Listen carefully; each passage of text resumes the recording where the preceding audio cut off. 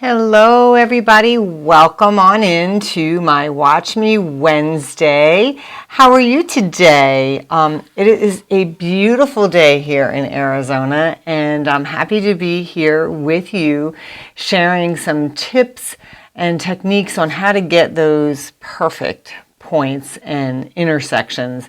Yeah, I say perfect, but they're really not. There's really nothing that's absolutely ever going to be perfectly perfect, right? But we can strive for it. We can strive for it. Persistence, not perfection. So that is what I am going to show you today. And I know a lot of you are interested in that because a lot of the times when we are quilting, you're often making triangles or stars or something that has a point on it. And you wonder why either that gets lopped off or you can't match up an intersection. And we're going to kind of walk through that, and I'm going to show you a few tips and techniques that I have to help you out there. Yeah, sometimes they don't come out correct for me either, but that's why we have the handy dandy seam ripper, which I have become friends with, as most of you probably have too.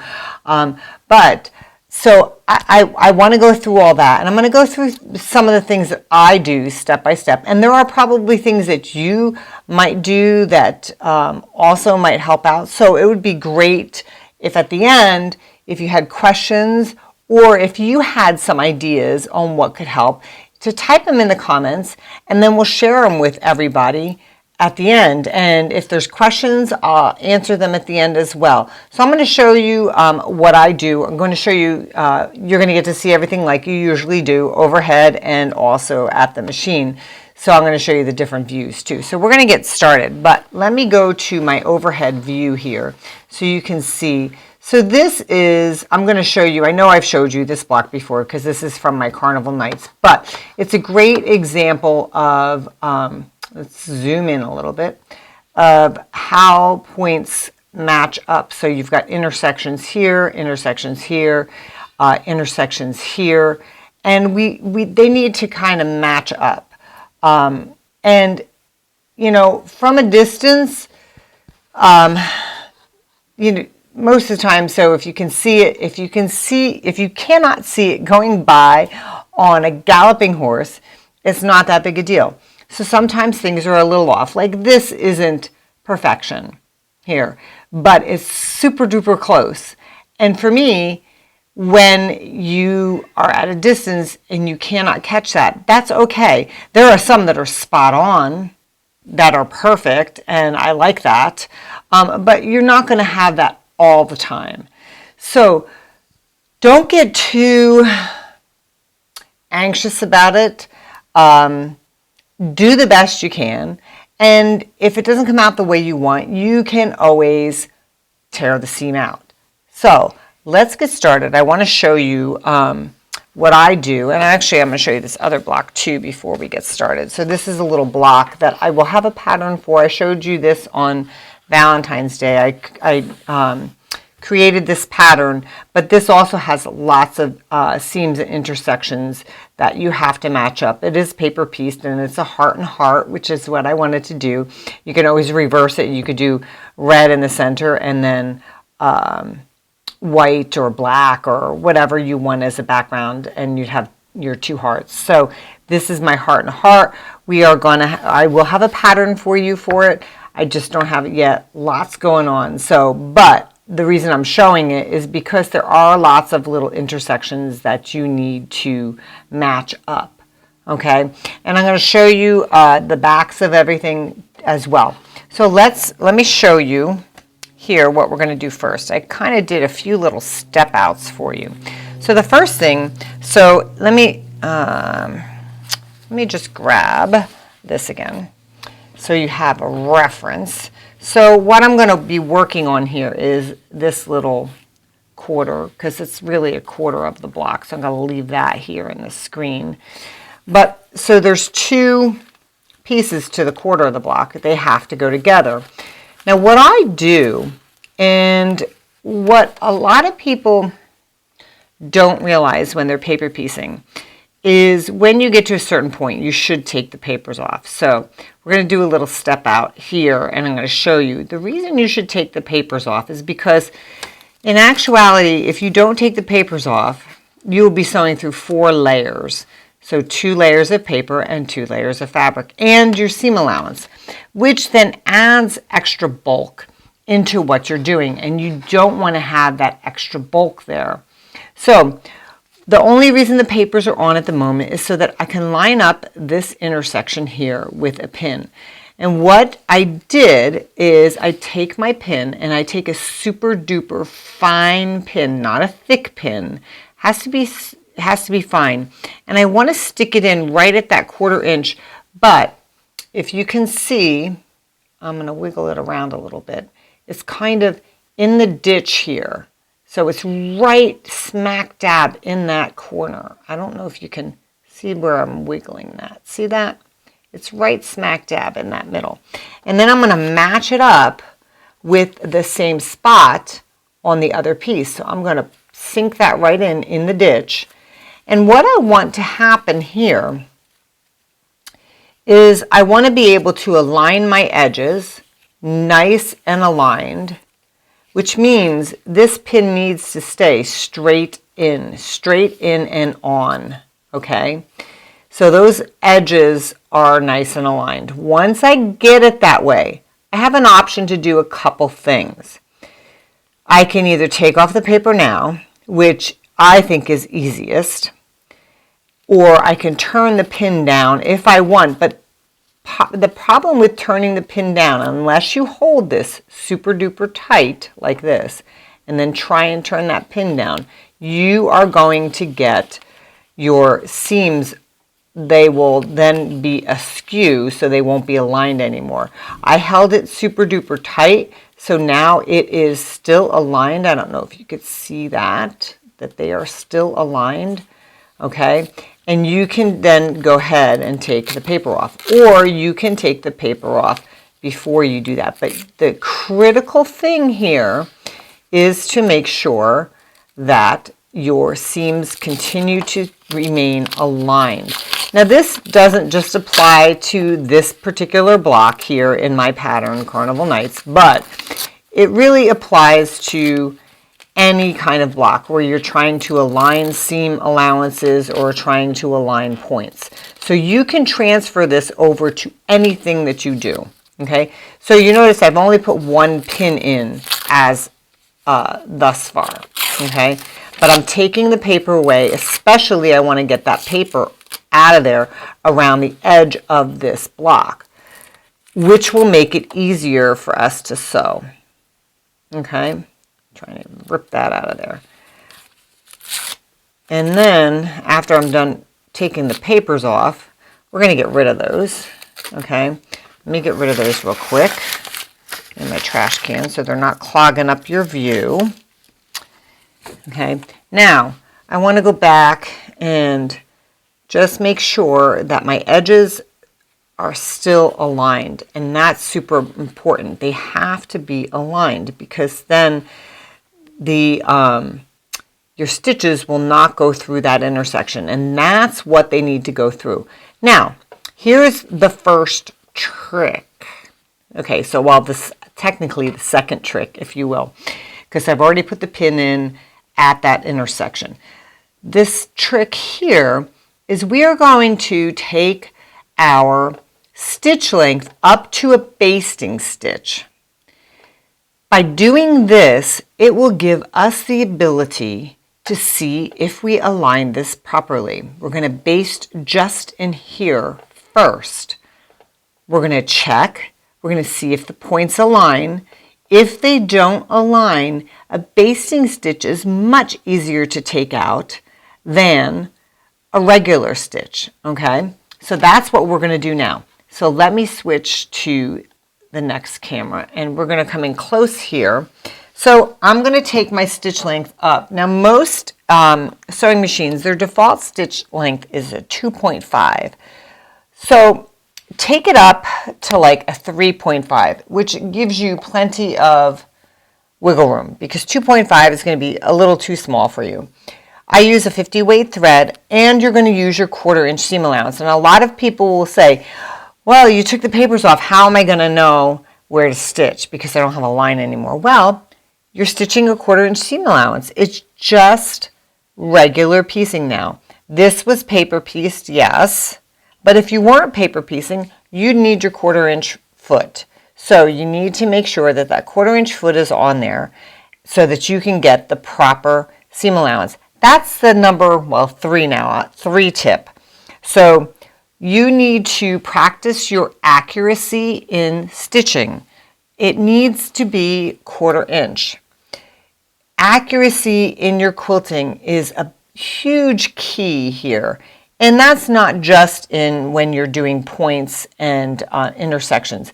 If you're sewing inconsistently and you don't always have a 1/4 inch seam allowance, that's going to throw eventually over the entire surface of the quilt top. That will throw off your entire size of the quilt. The blocks won't go together nicely and you'll probably get some waves. So you want to try and remain consistent at a 1/4 inch. Okay, so on my machine I have a 1/4 inch foot. Okay, so I'm going to ride right along the edge of the 1/4 inch foot, and I know it's a little blurry and I'm not quite sure how to get it to focus on there, but if you have a 1/4 inch foot, that's what I would recommend you use. Also use a single needle or single hole throat plate so that your fabric doesn't go down in, and 50 weight thread. So I'm going to go ahead and I'm going to start, and this is where you could use either a purple fang to hold down your fabrics, or you can use a stiletto to hold down your fabrics if you want to, and as you're doing your basting stitch. So I'm just going to baste. It's probably going to be maybe about 1 inch long, this seam. And I'm going to go super, and I have it in needle down position too. I'm going to go super slow because I do want to hop over that pin. I don't want to sew on it, but I want to go super slow, so I'm hopping over the pin. Okay? Then once I'm over it, you continue to do your basting stitch just a little longer, and then you're going to go ahead, take it out of there, and I'm going to go to my overhead view, so we're going to see where I'm at here, and if I like it. If I don't, I have the opportunity to take it out. Okay, so can you see where I ran the basting stitch there? So now I'm going to take the pin out, and I'm going to go ahead and I'm going to open this up and see where it landed. And that looks pretty darn good to me, right? Does that look pretty good to you? Give me a thumbs up if you think that looks pretty good. If you're a little more pickier, you could always change it and take it out. But that, to me, looks pretty, there we go, pretty dead on. It looks pretty good to me. So the cool thing is here, now all I need to do is change my stitch length down to, I'm going to take it down to 2.0, not the default stitch. And if you want to, you don't have to take the basting stitch out to do that. If you want to, you can pin at either end. If you want to. I'm not going to because I can just adjust that because I have the needle down. So let me take it back to the sewing machine view. Now I'm going to go in. I'm taking my stitch length down to a 2.0, and I'm going to go ahead and I'm going to start to stitch that seam. And I'm going to go right over top of that basting stitch because it is right where I wanted it to be. I don't need to rip it out. I don't need to do anything with it. I just need to make sure I'm going over top. And I'm also sewing a 1/4 inch from the edge of the block because that's important. Like I said, the accuracy counts. All right, so now we're going to come to the end, and I'm going to go ahead. I'm going to trim my threads. I'm a thread trimmer. How many of you are thread trimmers? Go ahead, give me that thumbs up. Okay, so let me go to the overhead view. And we're going to open this up again. And then I'm going to show you. So that looks pretty good, right? I'm pretty pleased with that, actually. That's really good. So the next tip, and let me turn it just to the regular view here. Thank you, everybody. Yay! So the next thing we're going to do is we're going to go ahead, and here's where we differ just a little bit from regular piecing, okay? I'm going to press, but I'm not going to press to one side. I am going to press this open. The seam is going to be open. And the reason being is because a lot meets at those intersections, and I feel that this block lays a whole lot flatter when you open up the seam allowance. So you just turn it to the back and you open it up. I do not use steam, I use a dry iron because I feel that the steam will distort, and I'm not really pressing very hard. I'm not, pushing on this, but I will give this a little spray or a mist of Mary Ellen's, because Mary Ellen's helps it to lay even flatter, which I love. How many of you love Mary Ellen's Best Press? It is fantastic. It makes your block so nice and crisp. Okay, so let me show you the back of this and the front of this again. Okay, so here's the front. Oops, wait, I got to turn it to that camera. All right, there's the front. Look at that. See how it matches here? Okay, doesn't that look great? And these match here because this was paper pieced, so you're sewing on the line. Now you've got 1/4, but you still need to make the second quarter, or the second and third and fourth quarter. Here's the back, all pressed open. Okay, so that's what it looks like from the back. Now, from here, this is what I would do. You could do it before or after. You could take your rotary cutter and you can cut these off, the little dog ears, or you could just take a scissors and cut them. But I get rid of the dog ears because they are basically in the way. You do not need them anymore, right? So cut off those dog ears, and now you have your perfect little block.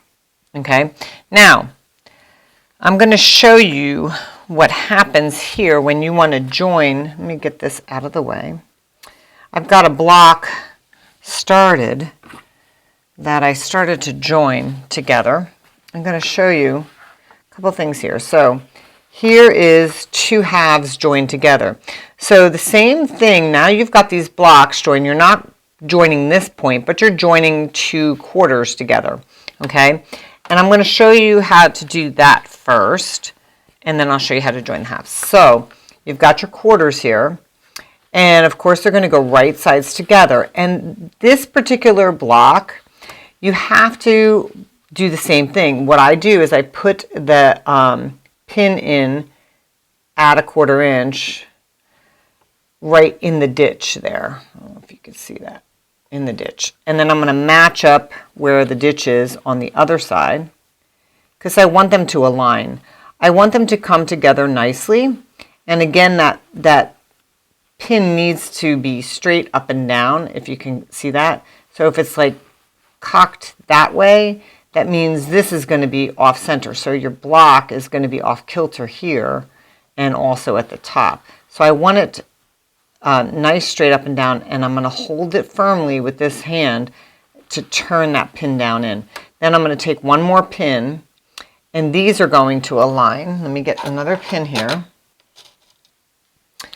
And this one, because I press the seams open, I'm going to stick my pin right down into the middle of that seam. Okay? I'm hoping you can see that well enough. And I'm going to come through the other side, right through the middle of that seam. Turn my pin down in. Now, that's all I'm going to do to pin. If this is a little off here, you can pin this side too. But now we sew that at 1/4 inch, And then you'll see what happens here. So let's turn it to the sewing machine again. We'll bring it to the sewing machine. And we're going to stitch at 1/4 inch. And you're still stitching at 2.0. Now this time I'm going to go slowly up to the pin, and I will not hop over it. I will take the pin out and then continue to stitch. And you're still making sure that both of the blocks are aligned. So if you have your needle down function in, then all you can do is scooch if you need to. And yep, that's a quilty term, scooch, right? And then just come through to the end. And then we'll open this up, and then I'll press this and I'll show you again. So let's see. So this is how we get all those perfect points. Okay, let me go to the overhead. Okay, so here we go. So that is how it'll, see how this aligns here? I don't know if you could see that. See how that aligns, right? I know the colors are really similar, so it might be harder to see that. And then that aligns there. Now I'm going to press this open. I'm going to press this seam open so that we can take it and join it to another side. And basically, all the pressing open will do for it, it really helps to keep those intersections aligned. If you don't press it open and you press it to one side, then it kind of skews that intersection a little bit, if you will. So I don't think it's as accurate.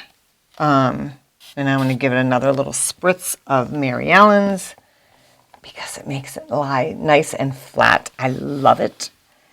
And then we have our half. Now, here are the 2 halves. And basically what you're going to do is the same thing, except you're going to pin at 3 different points, 3 different junctures here. 1, 2, and 3. And you can see these junctures here are exactly 1/4 inch. So you'll be sewing right through there so that when you do that, they will come out like this. So you will have, let me zoom in a little. Oh no, I'm already zoomed in as much as I can, but if you can see the center of that, whoop, there we go. There's the center. See the center, how those points come out nice and pointy in the center? That is because we took that accuracy, we took it to the extreme, we sewed at 1/4 inch, we pressed our seams open, and we pinned at those intersections. And if you sew at 1/4 inch here, you're going to get that perfect little juncture, okay? So let me turn it over, and here's what it looks like from the back side. So see how all the seams are pressed open?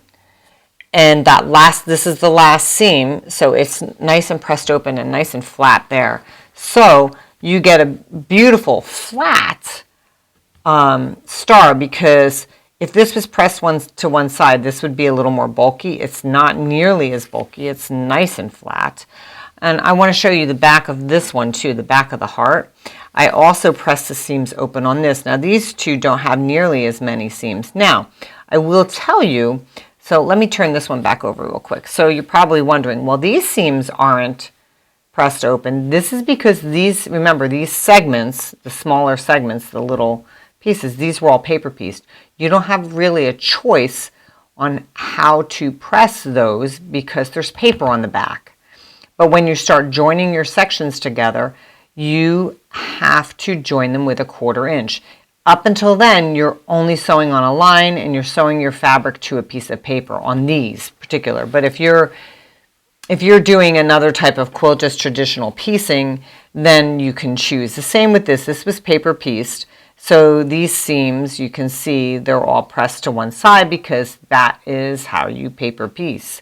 But when I went to join the sections, they are pressed open to help it to lay flat and to help those intersections come together super nicely to create this inner heart.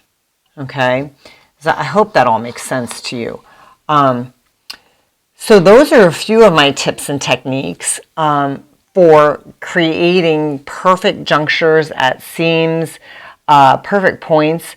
I'd love to know if you have any tips, techniques, or if you have any questions. So please start typing them in. I'm going to scroll back and see if there's any questions already, any comments that you might have too.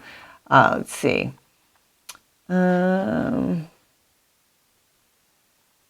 And I know there's a little bit of a delay, so it might take a couple seconds if you're typing in. Oh, we've got a lot of people in from different places. Awesome.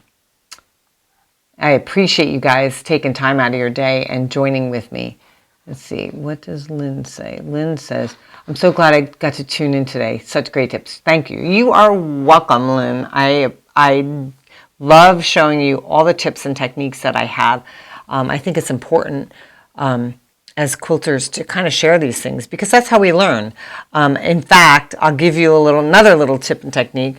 When I'm in my studio, I often watch a lot of YouTube videos too. I watch other quilting friends of mine who are in the industry, and I watch their tips and techniques too. So I'm always learning. I always say there's more than one way to do anything, really. So if you can learn from it, absolutely.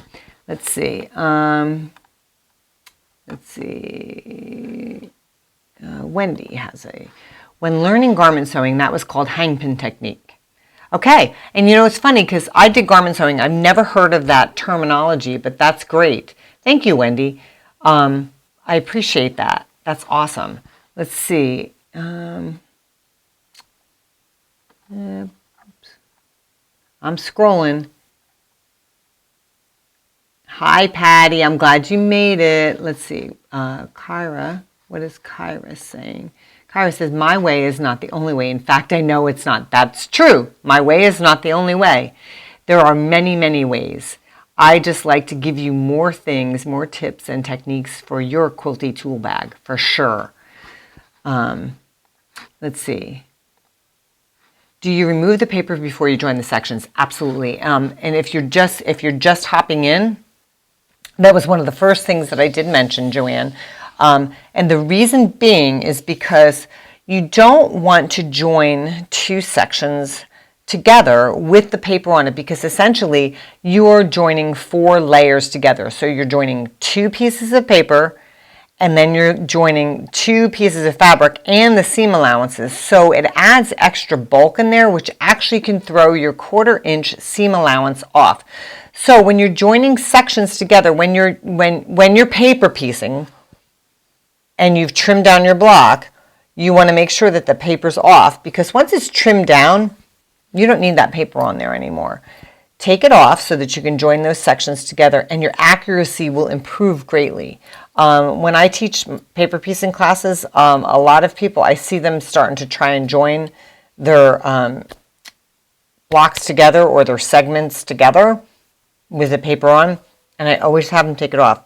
And the reason they say they leave it on is because they want that line to sew on. But as a quilter, you should be learning accuracy on your 1/4 inch and not depending on a line, because if you haven't trimmed up your block properly and you're depending on a line to sew on, it's going to throw it all off. And you don't want that extra bulk. So yes, the answer to that was a lengthy answer to your question, but yeah, take the paper off before joining those in. Let's see what other questions we have. And I think that's it. Let's see, Patty, I will have to watch you again. You can. So for those of you who are just joining in, there's a couple things that I want to go over as well too. So you can always watch me again. The videos do live on my Facebook page here on Canton Village Quiltworks, but I do upload them to my YouTube channel. So they're in my YouTube channel. You can always watch them there. YouTube obviously is free to anybody. You don't even need an account to watch them there. So if you haven't subscribed to my YouTube channel, please do. I would appreciate it if you did hit that subscribe button and hit the little bell, which is the notification, and then you're notified anytime I upload a new video. And sometimes I upload other things to my YouTube channel too, other than in my Facebook. So you might find something there that you don't find on my Facebook. So just another little hint. The other thing I wanted to remind you of before I look for any other questions, I want to show you, if you have not entered the March challenge yet, and I talked about this last week, the March challenge, I've partnered with Quiltster for you to color my Cactus and Blooms quilt, and you can have up to 3 entries. There are going to be 2 big giveaways. One of them includes you get to take my online class for the Cactus and Blooms. You get to make that quilt, and it's free. That is one of the prizes, with also a subscription to Quiltster. If you color your Cactus and Blooms quilt and you really want to make that, you can always take my online class at any time. It is there for you to join up, sign up, and once you have the class, once you've purchased the class, it is yours for life. And another way to take my class is I have a special in-person class coming up of the Cactus and Blooms. It's with Stitch in Heaven, and it's on a cruise at the very end of this year on the Mexican Riviera. So I'd love for you to join me on the cruise and learn how to paper piece this quilt. And if you did a special colorway, you can do it then, and I'll be right there to help you with it. So if you haven't entered, please do. You enter at quiltster.com, and they'll show you all the details will be there. Let me see what other questions that we have. And then, let's see, Sherry. Is there no need to backstitch at the beginning or end when joining blocks? So, Sherry, that's a great question, and I often get that a lot. I never backstitch. The reason being is when you're joining segments together, so like when you're joining, actually it's probably easier to show you on this, when you're joining segments together here, so at this end, if you backstitch, it's still going to get stitched over again in your seam allowance here. So unless you're doing like a really loose stitch, which you shouldn't be, I usually use a 2.0 to seam my segments together. Your stitches shouldn't be coming out. So I never backstitch. It's just a little extra time. I mean, if you really want to, sure, go ahead, backstitch, but I never ever backstitch. But keep an eye on it. If your stitches are too loose and the ends seem to be coming apart, maybe you should tighten up your stitches just a little. The default stitch on most machines is 2.5, and I actually never use that default stitch to piece my blocks. I always bring it down to 2.0 for a regular seam. So my seams are just a little bit tighter, so there's no need for me to go ahead and backstitch. Let's see, I think there's another question. Let's see, Betsy, love the quilt behind you. Colors are awesome. Thank you, Betsy. So this quilt here, just in case you want to know, this is my Pineapple Express pattern. This one is not paper pieced, and this was with one of my my fabric lines that I still have some of the fabric in stock. It's Sun-Kissed Soleil. And this pattern is actually one of my most popular. It's not paper pieced. It's done with if you own the Pineapple Grids or Creative Grids pineapple trim tool, that is what this whole quilt was created from. And I do have a tutorial on this, on the method and the ruler on my YouTube channel. So you can totally make this quilt. And I love using that ruler. It's fantastic. So if you're not into paper piecing and you want to make a pineapple, it's a great pattern. So the pattern again is called Pineapple Express. And the ruler that you use is the Creative Grids Pineapple Trim Tool. And it's on my pattern. It tells you, and the instructions are, if you've purchased any of my patterns, it's all color graphics, and it's so dead on like how to go ahead and use that tool. And I have videos for you on showing you how to do that too. So It's a fun quilt. It's a fun quilt. Let's see. I think a couple other questions popped up. Let's see. Trudy says, do you use a 2.0 stitch when doing paper piecing? No. I use a smaller stitch, Trudy. I use a 1.5 stitch when paper piecing. And the reason for that is because you're going through paper. You need a stronger stitch because you're going to be pulling that paper off of your blocks, and when you pull the papers off, you do not want the stitching to come out. You've done a lot of work.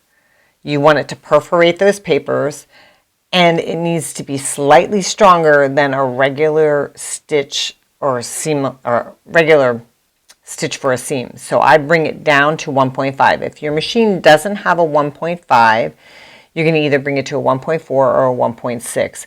And you can watch any of my tutorials on YouTube for paper piecing. I'll show you, I'll always talk about that. And I also show you a way of how to take those stitches out because they're so super tiny. And my online class, Cactus and Blooms, is a paper piecing class. And we go in depth there as for methodology, technique, etc. So yeah, bring it down to a 1.5 for paper piecing. Let's see, I think there's another question here. Let's see, Kyra, I wish that was paper, oh, this one paper piece, but the block is too big. Well, you know, that's true. I mean, you can paper piece these. Block would be small. Or you would, to print it out on a regular copy size paper through your printer, you would definitely need the block to be smaller, but these blocks are definitely larger. But it's still a fantastic technique for those people who are a little shy and don't want to do paper piecing yet. It's a great way to do your block. So yeah, I do tend to love the paper piecing too, but these are definitely a little larger. So yeah. Anyway, it looks like I don't have any other questions. I hope you all enjoyed today's Watch Me Wednesday, and I put the graphic back up if you want to screenshot it, or if you don't have the information, and enter the March challenge at quiltster.com. It's still open for 4 more days because today is March 16th. So it's open through March 20th. Definitely go ahead and join in because I think you will love it. There have been some fabulous entries so far. I love seeing them. Some of the colorways are amazing. So I really appreciate those who are taking the time to join in. So thank you all for joining me today. Have a fabulous weekend. Happy quilting. Oh, and one more thing I should tell you. Of course, I won't be here next week. I'm actually going to go on a little vacation. So I won't be back for a couple weeks. So I don't leave for vacation until the following Thursday, so I have an off week for Wednesday. But I won't be back for Watch Me Wednesday for, I think it's going to be 3 weeks. So, but I'll be posting. So I will see you that way. But anyway, go ahead, check out my YouTube channel, see what videos and tutorials I have there. Thank you for joining me. Love you all. Have a great week and happy quilting. Take care, everybody. Bye-bye.